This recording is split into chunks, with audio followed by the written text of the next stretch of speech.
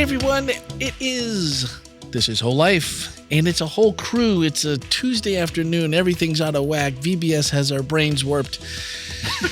And we're on a tight deadline. Lay it out there right from the beginning. You know, I'm just prefacing. Let's be clear, we're having a good time. We are. We are having a great time. It's a great VBS. And the kiddos are having an even better time than us. They are. Yes, they are. And that's how you know it's a success. Yeah, it's been awesome. Yeah. No, the smiles. I'm on stairwell duty, and you see them going up and down and then fighting for position, and it's like, wow. It's been a long time since we've been that size and cared about being first in line as we go up the stairs. And Well, you know, it's good if they don't want to go when it's go time. That's true. Yeah. Yep. No, everyone's ready to go to the next one because there's been... We've had such a good crew of people, too. So I wanted to say a huge thank you to all the volunteers who are making this happen. And another huge thank you to all the people that showed up on Sunday.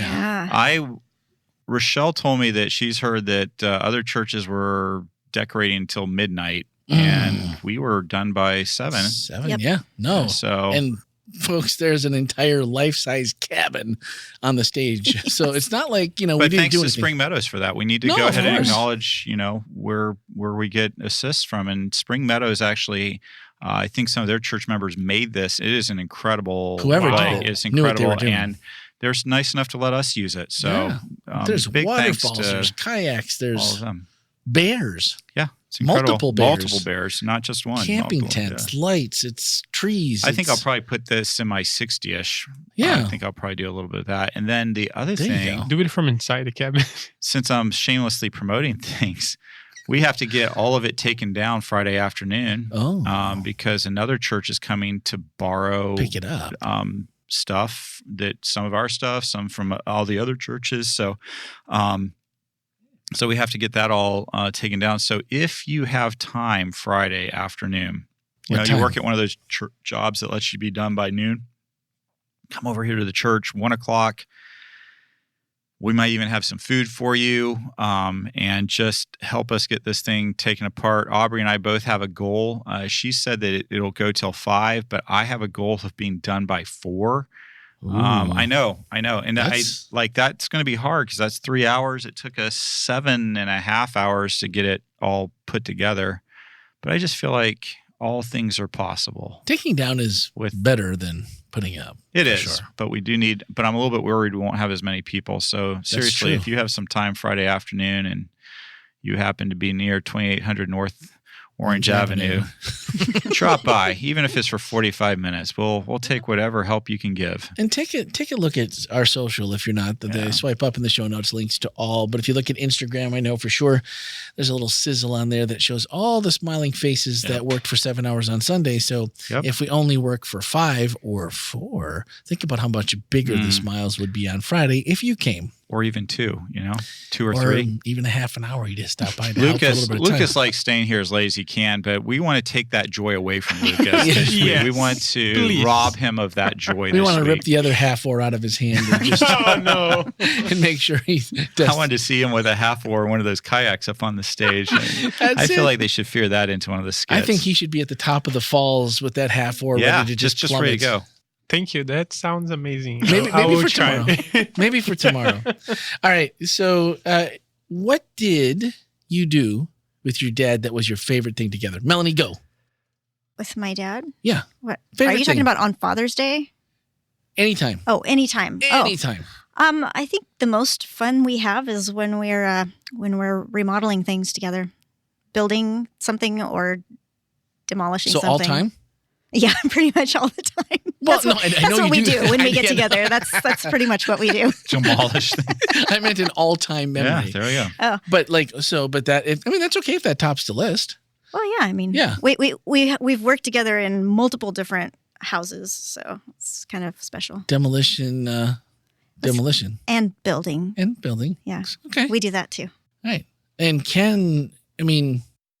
did your dad in the picture? You and your dad looked pretty snazzy there with that superhero. You had like the shirts and your dad's mustache was on point. On point. That was that was just legit. And then it was the fire truck. Yeah. Yeah. Right. The Tonka, was that for that year? Yeah, it had the the ladder that went all the way up. The little silver handle that my brother broke. Yeah, no bitterness. No bitterness. Man, no bitterness. I still actually have that Tonka truck at my house. Wow. Yeah, I think my mom got rid of ours. We used to have the fire truck and dump truck and all that good stuff. So what was your favorite, though? Favorite thing you and your dad did? Like anything? There's a lot. So I'll pick, because I can't do one. Playing chess with my dad. That's a favorite memory. He started me very young. Nice. He never taught me the rules of it, just made me play and beat the snot out of me. And figure it out. I don't think I beat him until I was like 17 or 18 because I was so psychologically conditioned to lose. I think I would get, he'd only have he's going to win anyway. He'd only have a pawn and a king left, and I'd have all of mine. He'd still beat me because I was so psychologically programmed to lose. But anyway, no. It's interesting. That's your favorite memory. Yeah. That's where you are. It taught me some important lessons of life. So anyway, I love that. My dad would do models. We'd do like planes and cars and stuff like that. And then probably like one of my favorite memories is just all the times my dad had a motorcycle and you would drive me to school every day and just we'd do motorcycle stuff together. That's mine too. It definitely was a motorcycle. So. Which is kind of weird because I don't ride a motorcycle.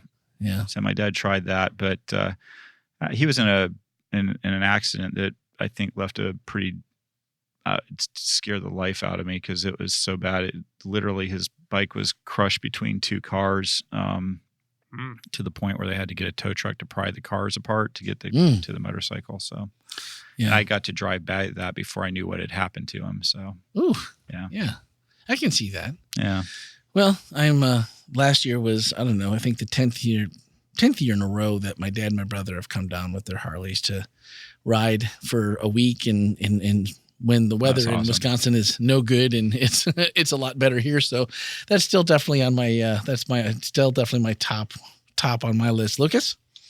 Wow. For me, my dad was an amazing volleyball player. So really? Yeah, he almost went pro in Brazil. Nice. So he teaches very young. And once he got old, he wasn't able to play anymore. So we play something called beady ball, which is volleyball in the water. He used to say it was volleyball for old people. So we had like 10 people that every week go there and play, and my dad loved those. So it's one of my favorite memories, just playing beady ball on a weekly basis. Do you play volleyball still? Yeah. How hard can you spike? Oh, man, I don't know. You think you can knock me over? Maybe. Oh, I don't want to find out. I'm just curious. I'll take your word for it. When the eyebrow went up like this, I'm like, yeah, I think he's got a shot at it. I wish you'd been. I think we may eventually be getting some video in here, but I wish somebody could have seen it because he got a real pure look of joy at that thought. I think I would like to try. My half-horse bike. Yeah, we have a few surprises up our sleeve for the second week of January upcoming for episode 500. So stay tuned for those. We just phase 1 was at least initiated this past week, so we'll probably not let you know. We are going places. We are going places. I like that. So today on the podcast, we are talking about wild water stories that just aren't believable. Well, maybe they are. All right. Because we are going to talk about the flood, and then we're going to talk about Jonah. Like, anybody believes somebody was swallowed by a fish and then gets barfed up 3 days later, right? Come on. And then the whole world was covered by water seems awfully implausible in a lot of ways. So, Randy, stick with us. We'll get through to those. But before we get there, one of my favorite things Ken talked about was being a younger Ken and questioning things. And I love it when people question things. Yeah. And I love it when the hypocrites are there. Oh yeah. Because they're never far. They're never far, but then the closest one is always the one usually in the mirror. And so I just felt like anyone who has ever walked with Jesus for any amount of time was just like thinking back to maybe a spot in their life where things weren't as smooth as they might be now, and it wouldn't have to be necessarily too long ago. Depends how long your journey is, but like, oh yeah, I remember that phase. But also I want you to know that if you're in that phase, it's okay because, you're in a spot where you're not really trying to impress anybody. You're not trying to like, ooh, I'm I'm a scholar, or I know a lot, or I understand everything. I'm just trying to be a good person. And that's enough to start. That's you have to make little steps. And for some of us, those steps are really, really tiny, just speaking for myself. And so it's okay if that's the starting point. And so I love that you got into it with your dad on this trip, and we've all been in the uncomfortable car ride. And then when you get to the destination, it's like, so does this mean a truce? Are we taking this with us on in? And then you're at grandma's house and it's like, no, can't do that to grandma. Cause and what I love, like grandma didn't know. Right. And then you just kind of left everybody hanging like, yeah, we'll revisit that later. And it kept getting later and later and later in the message. I'm like, the band has come up. We got pad playing underneath. I'm like, we Ken, haven't heard the end yet. This will be another one of Ken's. I'm going to tell you the story and then I don't. So I really was like, is he going to just totally diss us and make him like this a podcast only thing? Like you're going to have to listen to the podcast. Randy was hoping that's what it was. I kind of did actually for a moment. You did. Before we get there, so did you win?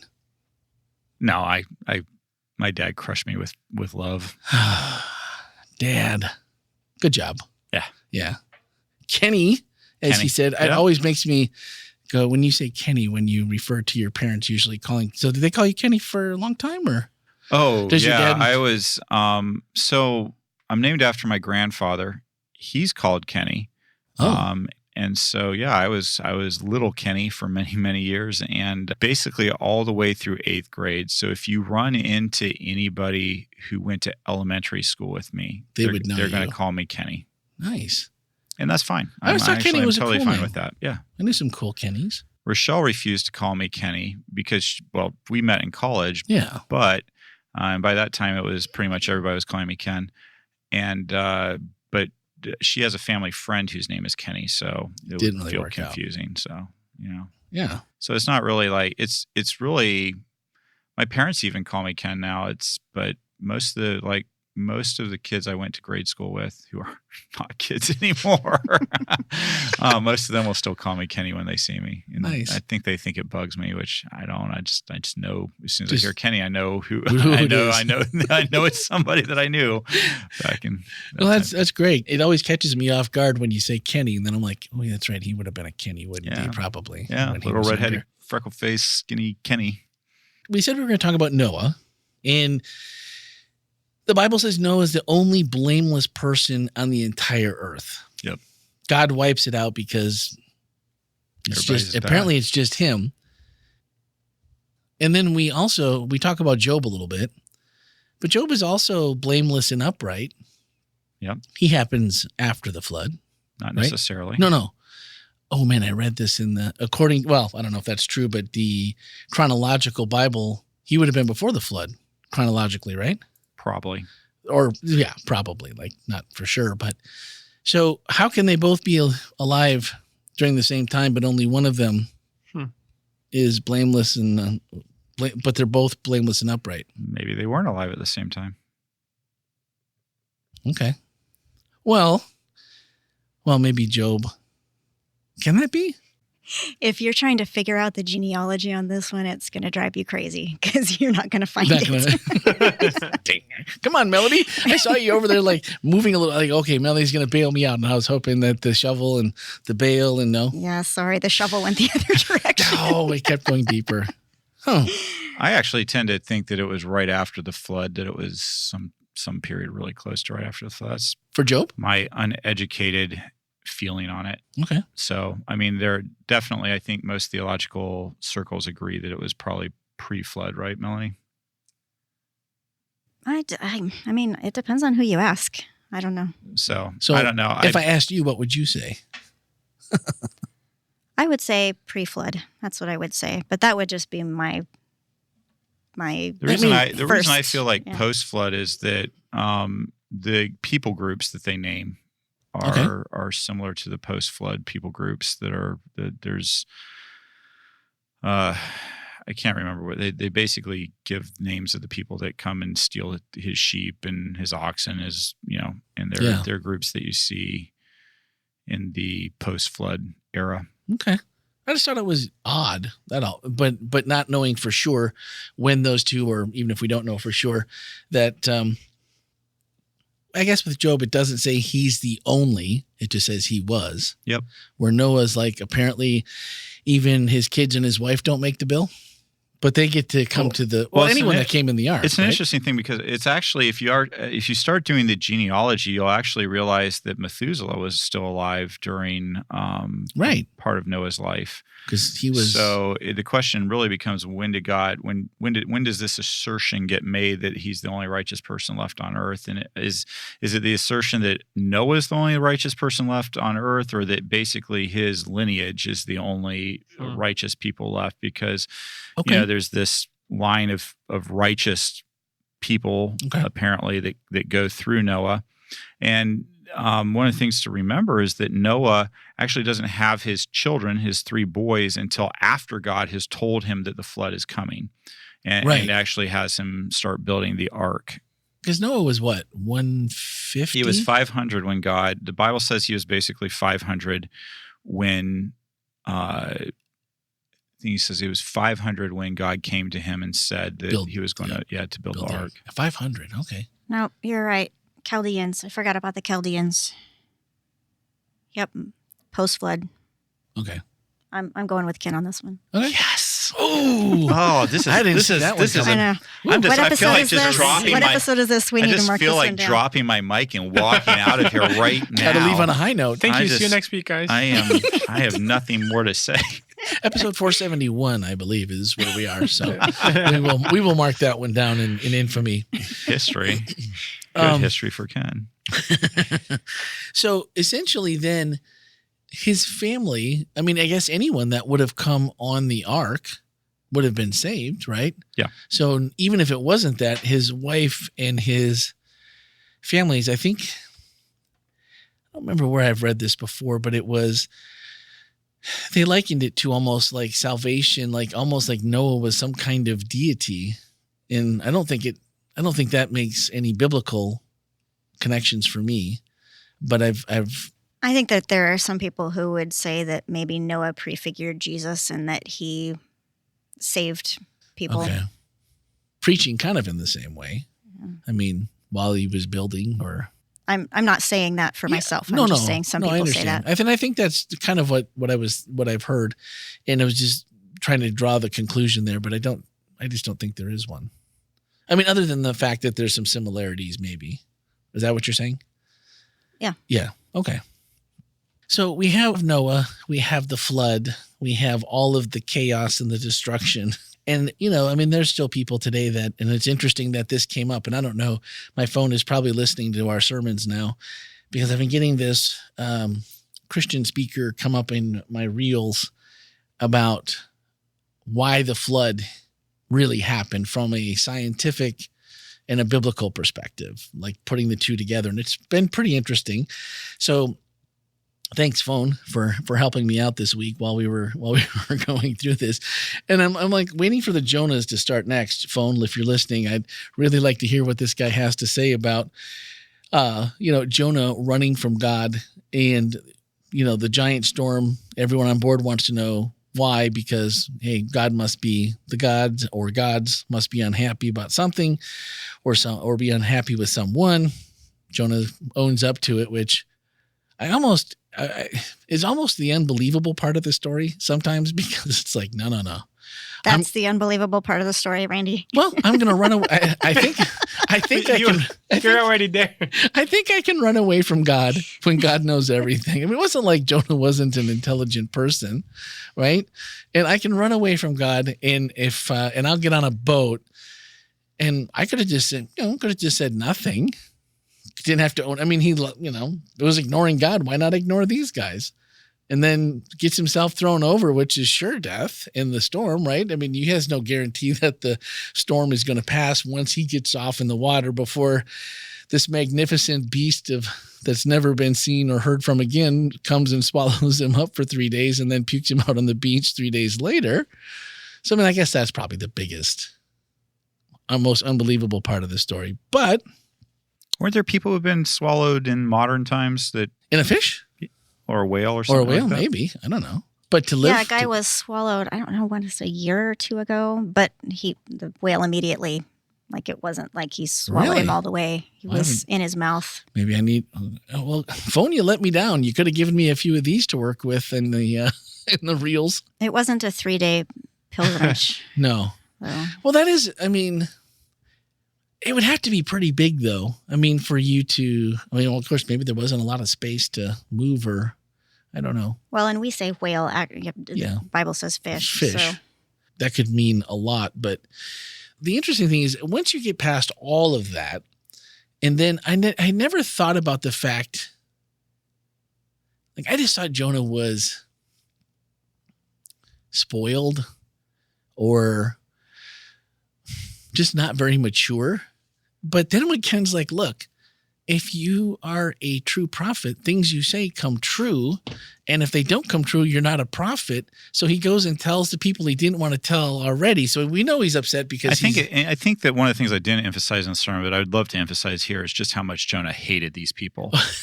Like this is not a people group that Jonah would have been like, let's go save them.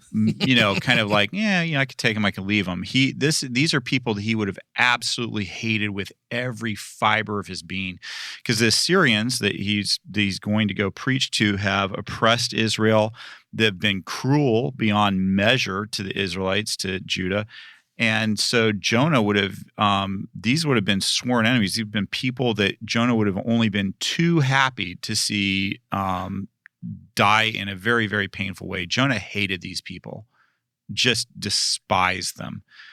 And so God tells him to go and tell them to be that God's going to wipe them out. So you'd think, well, Jonah would be excited to go do that, but no, because Jonah has a sense that he might be a good preacher. But where does that sense come from? Like he thinks that God, I mean, maybe he's a good preacher, but what do you think gave him the sense? Like because he comes back pretty emphatically later, like I knew you were gonna do this. Yeah. But what would have given him that? Is there something like pre-Jonah where this is maybe happened before that he had to lean on and go, oh yeah, you're gonna pull the old whatever on me? Well, I think that it's so easy to look at the Old Testament and not see God's grace there, but it's there. The Israelites and they're constantly not doing what God asked them to do, and He's constantly that's true changing His mind, constantly like, if you do this, this is going to happen, but I'll wait a little bit longer, but I'll wait. And so I believe that Jonah just really understood who God was. He understood that God. I mean, he just says it. I know that you're slow to get angry and that you don't want to kill people. That's why I don't want to do this. I knew you were going to change your mind, that you wouldn't do this. And to me, it's just one of the more beautiful passages and all. So I love it just because I know I get like whenever I get to, I try to find as many opportunities as I can to use this text in a sermon because I just love, because I just in my head, I can just hear, I knew it. You're full of unfailing love. You're just eager not to kill people. I mean, I just love that. I mean, I can just see myself doing that. I can just see myself losing my mind. Be like, what? These are horrible people. They killed my friends. They killed my family. They didn't just kill them. They tortured them. And now you're going to go ahead and do the right thing and wipe these people who truly deserve to be wiped off the face of the earth. You're finally going to do it. But I don't trust you to do it because I just know you're looking for some reason not to do it. And I just love that picture of God. I love that picture of God, and I love that Jonah knew it. Jonah knew it. Jonah's like, just do it. And God's like, no, stop it, God. Just kill them already. To be so conflicted. I mean, there's no doubt then why he wouldn't have. Jonah wasn't conflicted. This is the point. He was completely not. He knew and is like, no, I do not want to do this. Why I don't want to go because I know, right? That's just. But the ending of the story always seems anticlimactic because God just leaves him pouting on the side of the hill. and like when you go to read the story, There's nothing after it. It's just like it. No, the last thing that's mentioned, I think, is the cattle, isn't it? Yeah, I you think got so. just the last text I read. It's like, well, don't you know there's 120,000 souls, not to mention the cattle and animals in this town, and the part I don't mention this sermon, but God makes this. Jonah's seen out in the scorching sun, waiting for the town to get scorched, and he's getting sunburned. He's seen out there, and then God causes this plant with this huge leaf to grow over top of him, give him some shade, sends a nice little, and then he sends a worm in the night to kill this plant, and Jonah loses his mind over that. Because if you've ever been hot and tired and angry, I mean, he's like so angry, and God's like, "Why are you angry about that?" He's like, "You know why I'm angry." And God's like, "Well, if you're upset about this plant that you didn't even make grow, why would I not be equally about?" And see, this is the part that God says, basically, these people bring me joy. They bring me comfort. And watching them die causes me the kind of distress that you're having right now without that plant. You're upset about a plant, but you're not upset about 120,000 people plus all the animals in there. You don't care about them. Don't you know they bring me joy, that they bring me comfort, and yet you're okay with that. And I can so relate. I don't know, maybe you guys can't, but there are people that have, in my opinion, wronged me or my family, and I have a hard time praying for them. I'm like, because I don't want you to do good things for these people. I really want you to help them learn an important lesson. Yeah. And I don't want to pray for them because I want you, God, to bring justice. I want you to do. And we look at the people of Nineveh in our current modern context, and we do not understand how much they have made Jonah suffer, and how much they've made the people that Jonah cares about suffer. And you're a hypocrite. Going back to, if you think that you are so different than Jonah, and the story of Jonah is a story about God having compassion on people who absolutely don't deserve it. But those people did. It's one of the reasons why sometimes I don't want to pray for people, because I'm afraid that they will turn to the Lord and then God will have to have mercy on them, which I don't want God to have mercy on these people. They need to suffer because they made me suffer. They made the people I care about suffer. Now they need to suffer. And that's what I love about the story of Jonah, is that God is like, no, look, I have grace for you and I have grace for them. And Ken, just remember who you are. Yeah. Remember who you are. Remember the grace I've had for you and the things that you totally deserve to suffer for, that I've given you grace on. Well, and he gave him a second chance to even get there. Yeah. I mean, could have got, in that instance. But, if you were, if your kids grew up watching VeggieTales, you know that God's a God of second chances. We learned that through Jonah.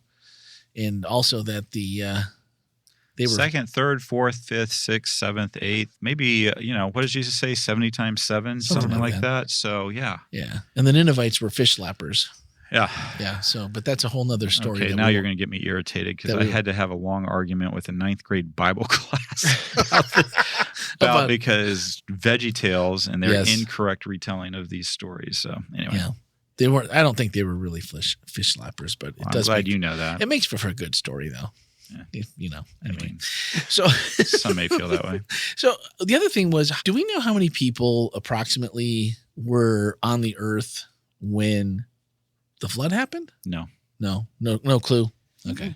I'm just curious, because God takes time to mention it, point it out, put focus on 120,000 that he was saving. And I was wondering, is there a correlation to the flood story where, hey, there was 200,000 or there was 100,000 and they were all too bad to be saved, but here's 120 that, Well, and I think that one of the things that's actually worth really thinking about is that the Ninevites, they're told that they're going to be destroyed. They repent.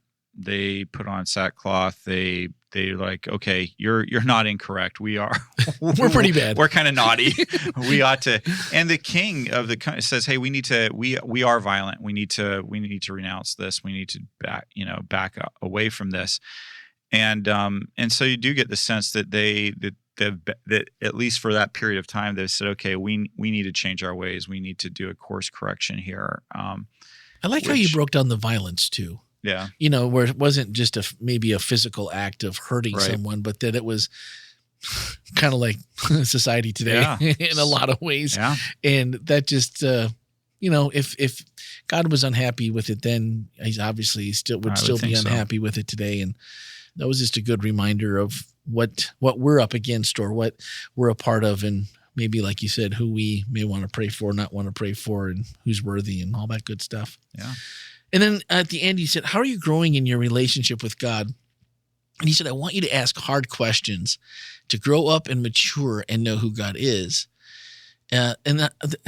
This is why I love our messages here at Whole Life. And if you guys have been watching the baptism videos, if you catch us online, and you will notice that the last handful of people have just said, man, our messages here are what help really keep me connected.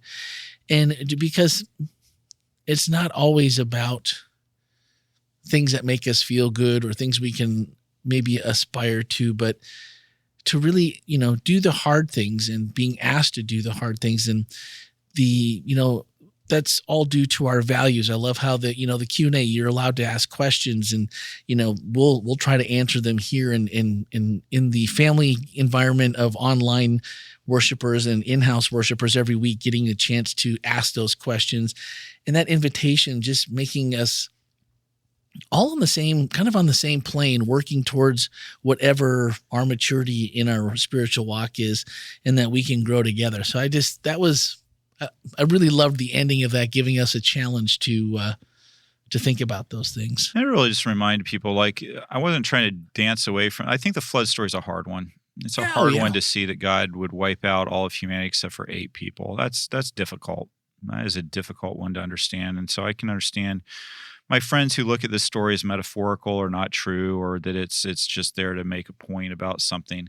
I can understand that. I mean, I am from the school that I truly do believe this is something that happened. And if it is something that happened, how bad did it have to be? If God did have mercy on 120,000 people and animals, how bad did things have to be for God not to have mercy on a world how bad? And what are you willing to do? I mean, if you know that your child is going to go murder a bunch of people, what are you willing to do? I'm familiar recently with a parent that knew that their child was going to go shoot up a place, and they reported their child. That's a hard thing to think. But they reported their child to the authorities, and that would be, as a parent, that would be very difficult. That child is now incarcerated because that parent made a phone call. That would be a hard thing to do.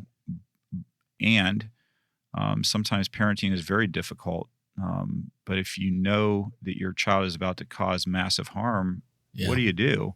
Right. And I feel like, as an apologist on this one, I feel like there was no part of God that enjoyed doing what God did. I don't think that God wanted to do it. I think it absolutely left him heartbroken. And I think that God felt like that was the only thing that would keep humanity from being obliterated, and maybe the rest of the planet from being obliterated because of the violence that was going on. Again, difficult questions, and we can all, God's critics certainly can make some points if they want to there. And yet I think sometimes the just thing is to preserve life where you can. And so, hard story, but I believe we have a good God. Speaking of questions, did we have any, Lucas? Yes. I'm assuming we did, because like you said, it's a tough one. Some of the questions we actually just spoke about. One here is, if Noah was the only righteous man at the time, did his sons get some sort of coverage or pass just because they were his sons? And I love that question. And the answer is, I don't know, but there's a lot of other stories in the Bible where we see families get a pass because of one person. Think about Rahab. Her entire family is spared. Think about Lot. He's able to bring his wife and his children, although his wife turns back. bring out his some of his children. He's actually given the opportunity to bring his son-in-law and some of those people out. Yeah. And so there are a number. And when Paul and Silas are jailed, and their jailer, there's an earthquake, they're freed. The jailer says, "What I must do to be saved?" And it says that he and his household were all saved, or baptized and saved at that point. So it's an interesting question. And there is a fair amount of theological debate on it. There's generally a feeling that we're all responsible for our own personal salvation, yet the Bible on a number of different occasions points out how one person in a family can have a almost a salvific, they can actually save their family. Well, I think the reason that we have difficulty thinking about that is because we're so accustomed to Western individualism. Whereas, in other places and throughout history, it wasn't just about you. Even throughout Christianity, it's not just about you and your special personal relationship with Jesus. This is a communal thing. So that's the genealogies. I mean, and so yeah, it's an interesting thing, and in our Western mind, it's a very hard idea that's. I mean, I'm responsible for me. But that is definitely that's really more cultural than it is a biblical stance. But it seems unlikely also that, like, if Noah's this person, God calls him to build the ark. They have sons, they're starting to build and they're helping and all of this. I mean, even the people that were building the ark were probably up close and personal with Noah on a regular basis. I mean, I don't know how many workmen there were, but it had to be. You would think a few. At least, right? But it seems odd that his sons would be somehow opposed to what he was doing, to the point where it'd be like, well, look, I don't know. just stay with everybody plenty else. Of kids that run in the opposite direction of their family. Yeah, so I don't know. Maybe. Good question. And there is certainly some indication later on that not all of his sons are on the straight and narrow. Well, that's true. Neither is he. Let's be real here. Absolutely. Yeah, absolutely. Noah falls off the wagon. Hey, Noah falls off the ark. Literally. Yeah. I hate that story though. Okay. Moving on. Yeah, this one is from Anonymous. It seems like preachers go through some real hermeneutical, I don't know how you pronounce it. Hermeneutical, yeah. Gymnastics to find a loving God in the flood story. Since versions of this story are found in a variety of cultures and faiths, might we consider it to be an allegory of ancient people trying to understand their world and not mean to be taken literally? Might allowing that not speak more of God's love and patience with the limited understanding of humanity? Ooh. Wow. Yeah, I think I kind of touched on that a little earlier when I said I understand my friends who look at it as an allegory or metaphor, because I definitely understand that I can totally understand somebody who says you're kind of twisting yourself into a pretzel to make God loving. I don't think I am. And here's why I don't, because I think that loving people, that being loving doesn't mean that there isn't justice and that there isn't consequences. And I think it also doesn't mean that just because you love somebody, I'm a loving person, but the guy up in Minnesota that went and murdered, a husband and wife, and it was shot up another family. I don't believe that we just we love you, good luck to you, continue on. Yeah. I think that there's consequences, and you have to go ahead and have some consequences in life for things to protect the many from the few, or sometimes even the many bad actors. I mean, sure. You look at, I do believe there are things such as just wars. I think that stopping Hitler was a good thing. Do I think that every action the Allies took in that war was just? I don't. Yeah.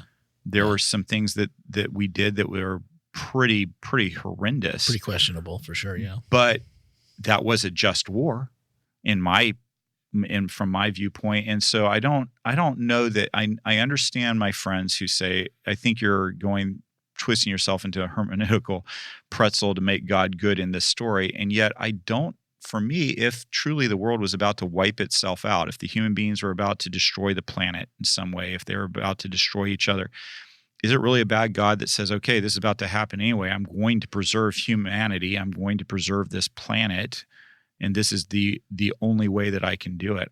For me, I don't feel like that's a stretch, but I understand my friends who do think it is. I think it's worth mentioning, though, that there are other flood stories that predate our flood story, and they're very similar. Of a God saying, "Hey, you need to build yourself something to preserve yourself," and then sends a flood, and so I think plausibility is one of those questions that comes in. Like, is this a time when people have been reading these epics, the Epic of Gilgamesh and some of these other ones, and then letting that inform, the way that they're telling this story about God. The interesting thing is the difference between the Epic of Gilgamesh, for example, and the others, is that typically the gods are represented as being very capricious.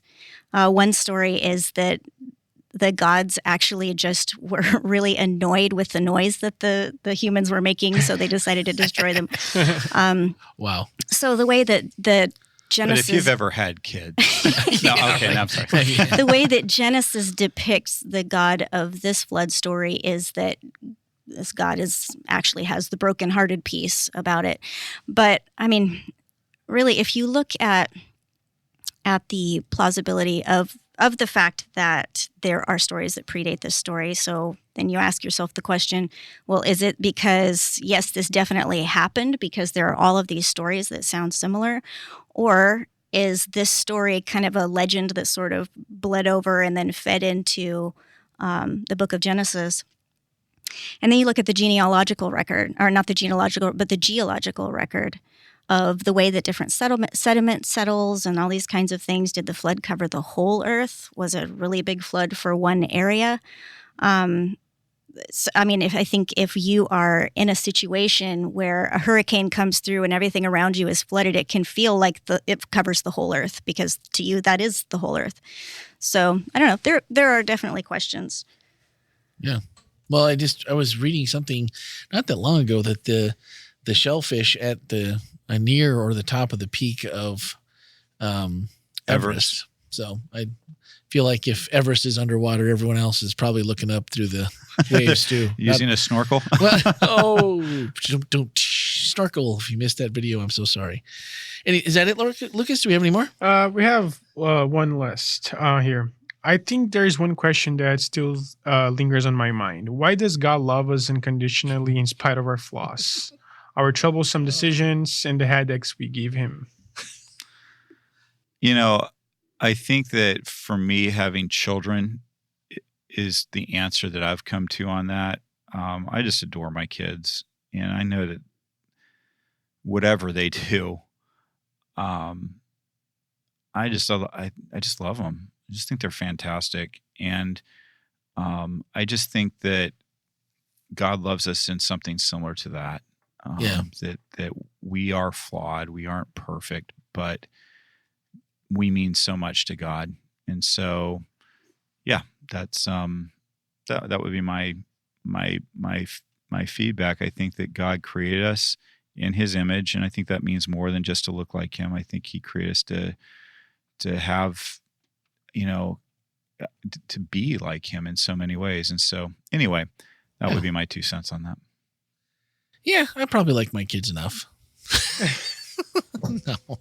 No. Once you have kids, you're right. I do think it adds a portion to the story where you feel that. But God having a broken heart, if you believe that part or whatever, however you see that story, it definitely gives you, like Melanie said, I know there's so many other cultures that have kind of the same story, but to find that where God is like, I don't know what else to do. I've got this on this side, and I've got this on this side, and I don't know how to make it better. And we all get to choose the lens that we want to look at evidence through, right? Yeah. Melanie's right. There are a ton of those kind of stories, those epics of a flood, whether a large regional flood or a worldwide flood, besides the Genesis account. Right. And when I look at it, and some would argue it's because the lens that I was raised with and grew up in and in Christian faith, But when I look at it, I see, oh, well, look, there's just more evidence that this must have happened. There's so many of these stories that there's this must be. And of course, I think my story is the correct one that came down, and that is the correct version of things. But anyway, the point is I think that everybody has to be a little bit, we all look at the world through a certain lens and through a certain bias. I think I have to own it. Yeah. And I think that too often people say, well, I don't have a bias. I choose not to. I don't know. I mean, I think we all tend to come at things through a lens. Sometimes it's the lens we grew up with. Sometimes it's a lens that we've chosen that we think makes more sense. But I think we're a lot less logical than we like to admit when it comes down to it, that most of us are guided by some kind of emotional feeling. Jonathan Haidt talks about that in, I can't remember which one of his books that he talks about, but basically that your emotions are the elephant and your logic is the rider on top of the elephant. And generally a rider can suggest to the elephant where they want it to go. And if the elephant's really well trained, then it will sometimes go. But if that elephant decides it wants to go, it will take logic with it. And emotions will sometimes take our logic with it when we get provoked and when we feel upset or hurt or angry or whatever. Some of those you never know you have until you're actually confronted with, never considered that. Why didn't I consider that? Oh, maybe it's because I really feel this way. And it's like, well, I guess we're going to have to reevaluate. And then it's like, oh yeah, I guess I do have a bias. How about that? Yeah, no, I tend to think of it like you do though, that man, all these other stories and, the geological record and different things. I think it happened, but that's the lens that I'm looking at it through. All right. So that means we're out of questions. We're out of Melanie's. And what's left? Next week, we're going to talk about Abraham, Isaac, and Jacob's well. So I'm thinking I'm going to call the sermon, Go Dig a Well. I am really looking, you know what, when I started thinking about water stories, one of the things I thought, okay, I want to tell some of the really well-known ones, but then I want to tell some ones that we don't. I've never preached a sermon really on Abraham, Isaac, and Jacob's digging of wells in the book of Genesis. And so I'm doing that. I have preached a sermon on John where it talks about Jesus sitting at Jacob's well with the Samaritan woman. Yeah. And I'll briefly touch on that in this sermon, but that's not going to be necessarily the overarching. Okay. There's going to be a point to it, but I'm also going to talk about the 7-generation theory. Wow. All right. Seven. Yeah, so I'm still working on this sermon, so I reserve the right to change any of this at any moment. But in the work that I've done, I feel quite confident I'll be talking about the 7-generation theory. If you Google it, you'll discover this is a theory, or I shouldn't say a theory, but a principle that the Iroquois nation had. Really? And should I tease it a little bit, or? Sure. Basically, that when you make plans, you need to make plans with the thought of how will this impact 7 generations from now. Okay. Wow.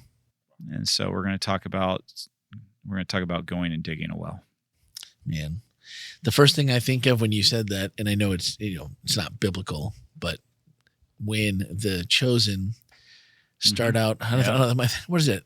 That's at the end of season 1. I want to say, when they are Jacob is going to dig the well, and the person that's from that country is like, boy, did you get sold a bill of goods? And they're digging with their hands in the ground, and the water comes up, and you're thinking, and again, there's nothing in the Bible to say that happened that way, but I'm just saying, just thinking of that and thinking that God, if he wanted to, could have done it that way. And it always makes me smile, because I often wonder, just like thinking the flood and all these things, there's so much that we don't know that made these decisions and that went into what God was thinking. And so anyway, that was just one made me smile when you said it. Okay. Summer WetMore series. And then how many more do we have to go before we're how much longer before we get there? Are we there? This has been a long summer already. These have been fun, and I'm like, I think we have a total of 7? 8. Oh man, so good. So we've got a ways to go yet. Yeah, I think we're on our 3rd. This will be week 3. Yeah. Excellent. Hey, swipe up in today's show notes and click the link over to the Discord channel and join us there if you haven't. And we'll put some of a couple of VBS pictures in there, including the really cool stage, and then also that invitation to maybe stop by and join us for Friday for a little bit. And love come that. on, you get to hang out with Ken, Randy, Lucas, Melanie, the team, staff, and some other volunteers, and do something good. Yeah, do it. Do it. Right? Yeah. All right, guys. Thanks for listening. Have a great week.